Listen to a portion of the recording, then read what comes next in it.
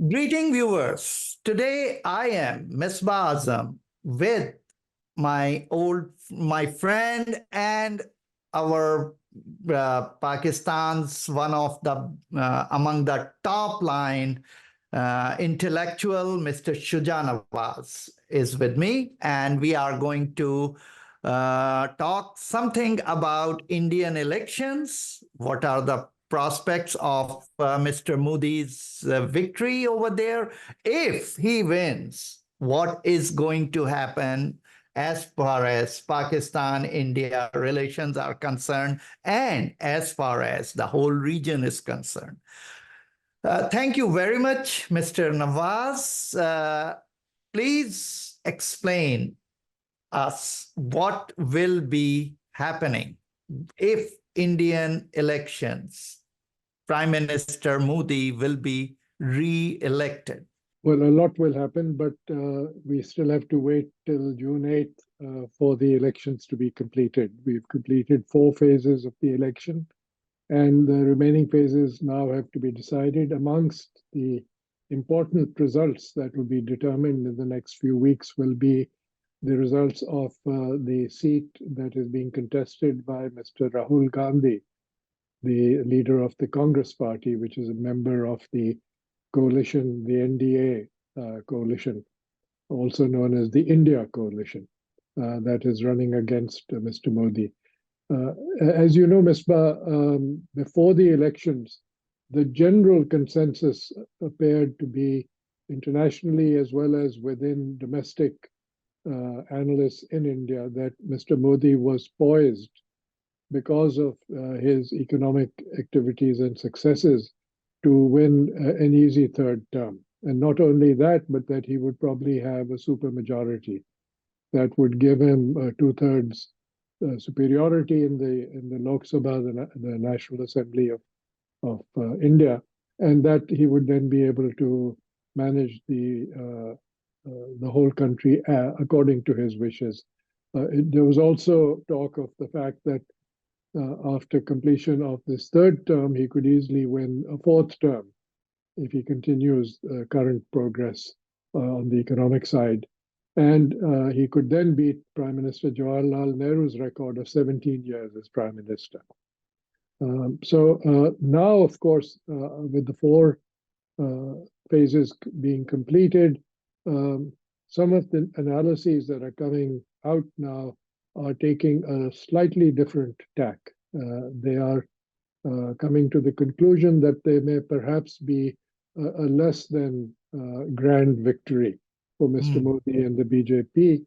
And there are many factors for this. Turnout, of course, is one. If the turnout is low, then it's possible that he will not do as well. The other factor which he has introduced into politics in this election particularly has been, for some reason, his shift away from purely a Hindu-oriented right-wing political message to an anti-Muslim message, which even characterized the 200 million Muslims of India as quote-unquote infiltrators. These are people who had converted to Islam in large part, or who had come into India bringing Islam with them and had become Indians for centuries. But he tried to portray them as outsiders and create a split. He also tried to create a split between North and South India for 2 reasons. One, the pro-Hindu movement is primarily based on his support in North India, which is the more populated area of India. In the South, the population growth rates have been tumbling because of higher education and better health conditions. Moreover, surveys show that in the South, only about 18% of the population actually supports Hinduism as such. They are Hindus, but they don't follow religion for political purposes. And so the BJP, the party of Mr. Modi, has faced some headwinds in gaining a foothold or making progress in the South. That's what we're going to wait and see. There is also a fresh analysis that has emerged recently, an interview from a very improbable source, the husband of the finance minister of Mr. Modi, Nirmala Sitharaman's husband, Parakala Prabhakar. In an interview with Karan Thapar, he is forecasting, based on his analysis, that the BJP will get no more than between 200 and 220 seats, as opposed to the 303 that it got in 2019. 2019, yeah. And he thinks that the figure for the opposition coalition, the NDA, will be around 255. Now, that's a pretty exact calculation on his part, and I think we have to give a plus minus 5 or 10% to both these numbers. But he also made a rather startling comment, which was that when he was asked about the future of Mr. Modi, he said that history shows that, quote, almost all dictators end up in handcuffs or coffins, unquote. That's a very dramatic statement from somebody who's the spouse of a current minister in Mr. Modi's party. Further, Mr. Prabhakar analyzes that in the north, Mr. Modi will lose seats, that he will actually lose 80 to 95 seats in the north, and that he could lose a total of 102 seats overall in this election from the 303 that he had in 2019. Now, we don't know on what basis this analysis was made, because clearly he must have done some surveys or used some information that was available to him. But this is at a variance from some of the reports coming from the more BJP-oriented news reporters who seem to think that it will be a win for the BJP, but it won't be a massive victory. Sorry, I was muted. So, Mr. Shijanavas, you mentioned about this analysis, but I know that you know a lot of top of aligned journalists in India. When you talk to them, what they say, do they agree with this type of analysis, or it is some kind of one person's view regarding this issue? Well, as I said, I follow most of the leading journalists and the leading newspapers and news magazines within India across the political spectrum. I do have close relationships with some of them in the sense that we have professionally been connected, and I've appeared on their shows, or I've appeared on as a source for commentary when they've approached me. And so I think the general consensus, particularly after completion of 4 phases of the current election that will end on June 8th, appears to be that the BJP will probably eke out a win, but that it is also possible that it would have to contend with the formation of a coalition government, and therefore will be competing for the support of the smaller parties in India, the regional parties in India, with the NDA, the coalition opposition led by the Congress, Indian National Congress Party. The chances of a coalition that involve the south and the east of India would favor a coalition government of the opposition parties, because the BJP has not had success at establishing a political foothold in the major southern states and in the east of India. So that is the way I would put it based on the information that is available to date.